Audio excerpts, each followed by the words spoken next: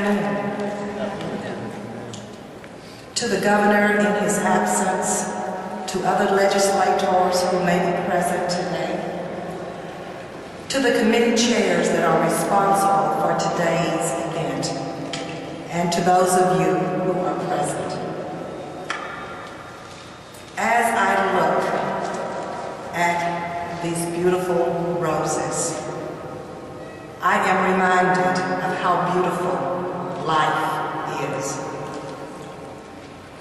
When we, as women, receive roses from our significant partners, or even from our children, it leaves us with a feeling of being so very special. Today, these roses represent the lives of special individuals, men, women, children, the young, the old, the haves, and the have-nots, who have succumbed to a deadly disease that in many instances might have been avoided if access to health care had been equal. I don't want to bore you with a lot of statistics today, but I think a few are necessary. The cumulative total of HIV/AIDS cases from 1983 to December 31st, 2007 is 7,133. This total includes 4,383 cases, or 61% of those meeting the definition of AIDS cases. Of those AIDS cases, 43% have died.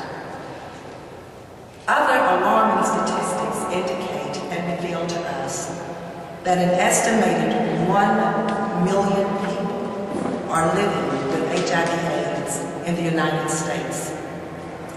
At least 40,000 people are infected each year. African Americans account for more than half of all new AIDS cases.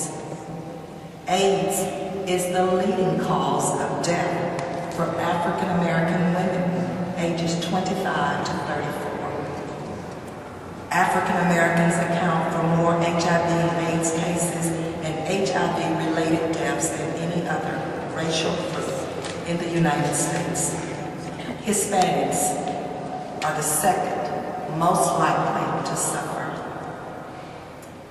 As we continue to ponder ways in which we can help to address this pandemic, I am reminded that our governor, our legislators, and medical professionals cannot do this alone. I am also reminded of the significance of these roses. Somewhere, someone missed the information that they are special. When I see the lack of self-love, I see this petal withering away. Self-advocacy, the petal withers away. Self-esteem, the petal withers away. And personal responsibility for one's behavior, the petal withers away. We must be reminded that one's behavior must be part of this equation to address this disease.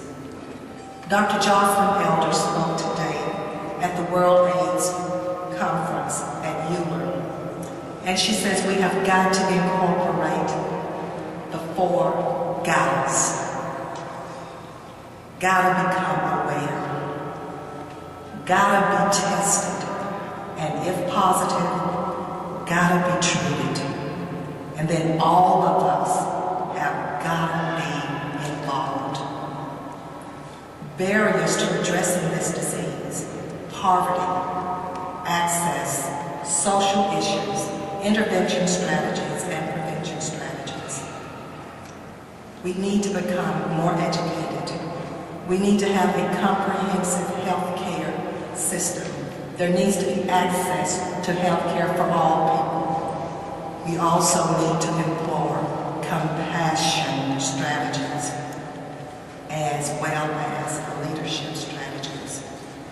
Then perhaps once we implement all of these strategies, we can restore the beauty of this bouquet. So I leave you with 5 simple words. Are we our brother's keeper? Thank you.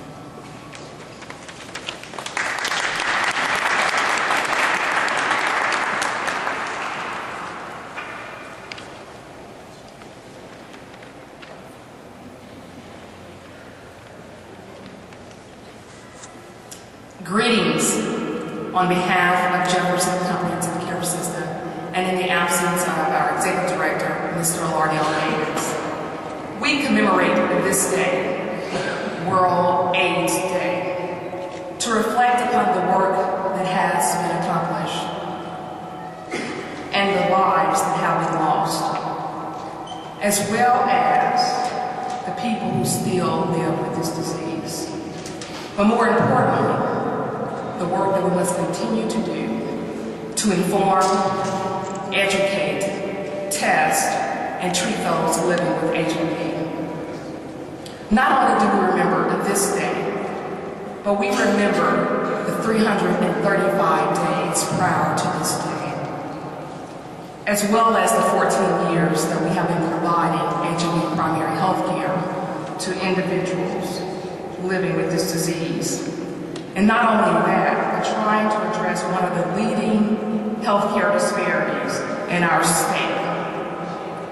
Despite our challenges, we stand committed, dedicated, and ready as a leading and partnering agency to fight against this disease. We realize that we must partner and work together on a national, state, and local level.